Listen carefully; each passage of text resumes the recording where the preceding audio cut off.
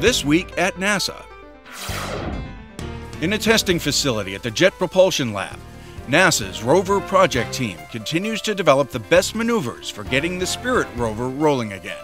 We have a test rover, which is identical to Spirit and Opportunity, here in a lab at JPL. It's in a sandbox, and what we're going to do is we're going to landscape the sandbox here at JPL to be just like the location where Spirit is on Mars. We're going to embed the engineering rover in the soil the same way Spirit is embedded. And we're going to try to match the soil to what we think the soil is like on Mars, and then practice getting out. Spirit has been stuck in soft Martian soil for more than 3 weeks. Engineers at the Jet Propulsion Lab had decided to suspend driving the vehicle after its left middle wheel stalled, and other wheels had dug themselves in about hub deep. The rover's team also fears its belly may have been lowered enough to get hung up on a small mound of rocks. Engineers are using Spirit's twin, Opportunity, to see whether the microscopic imager camera mounted on the end of each rover's arm could inspect under the vehicle and help provide a solution. The Mars Reconnaissance Orbiter is also helping by relaying imaging data taken by Spirit of the soil and its surroundings. Both rovers have been exploring the Red Planet for almost 5.5 years. The good news is that Opportunity has been driving towards the south, and then will eventually turn towards the east. It recently passed 10 miles of odometry, which is an important milestone.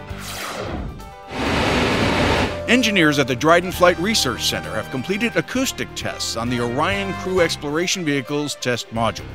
Conducted in the weight and balance hangar at Edwards Air Force Base, the high-decibel testing generates mathematical models of how sound vibrations affect the structural integrity of the capsule, as well as its internal electronics. The sound testing reached 135 decibels, louder than a rock concert, and equivalent to what you'd hear standing 100 feet from a jet engine at full throttle. The module will be used in an Orion Launch Pad Abort Systems test later this year. A massive asteroid bombardment nearly 4 billion years ago may have actually boosted life on Earth. A NASA-funded study by the University of Colorado indicates that during this cataclysmic multi-million-year event called the Late Heavy Bombardment, or LHB, the asteroids, some the size of Kansas, might have generated enough heat to sterilize Earth's surface. But the study's authors believe that microbes living underground and underwater almost certainly would have survived. These relatively meek microbes would then have emerged from their subsurface existence to inherit the Earth's land and oceans. No matter how large an asteroid that hits the Earth, unless it's the size of, say, Mars, something as big as Kansas even, will not destroy all life on Earth. Now, the life that remains might very well be bacteria, nothing that you or I would recognize as kin, but there will be life on Earth. And it's saying something about how robust life on Earth is against these cosmic catastrophes. NASA's Aviation Safety Program is among the winners of the prestigious Robert J. Collier Trophy.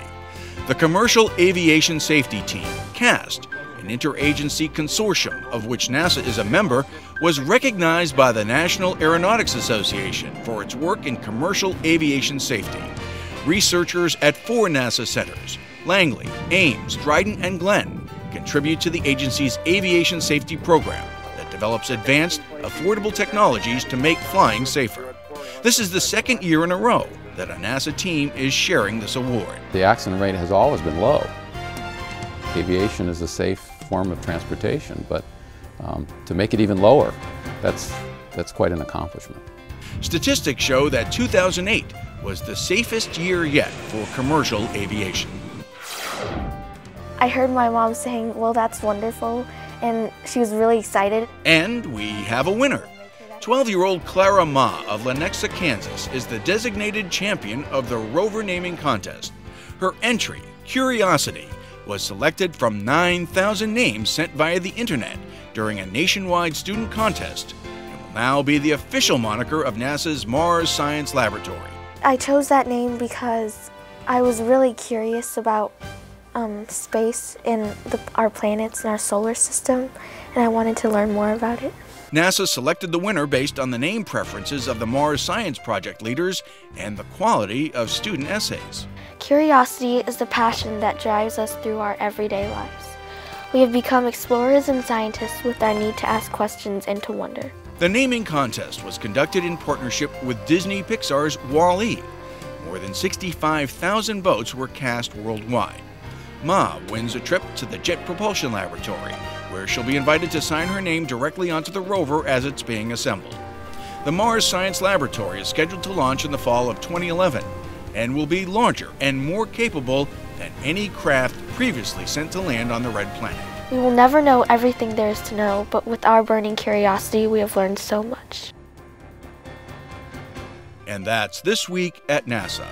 For more on these and other stories, log on to www.nasa.gov.